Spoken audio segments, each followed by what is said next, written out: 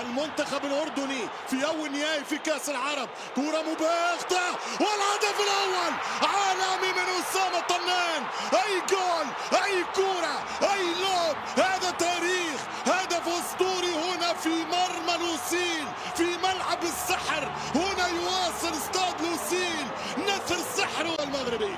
1-0 في 4 دقائق. كرة ملعوبة من أسامة طنان، كرة من أكثر من 50 متر. يا الله، هدف البطولة، بل هدف هو الأجمل في تاريخ كؤوس العرب منذ البدايات، بعودة الألوان الكحلة والبيضاء إلى عاد الألوان في نقل تلفزي حصري ومباشر وروعة في كرة مباشرة. يا سيد أبو ليلى يباغت، والمنتخب يشيلوها الاثنين، يهزوها الاثنين، يرفعوها الاثنين. ميسي في حلقة ثانية وشيل، شيل يا حريمات، شيل، شيل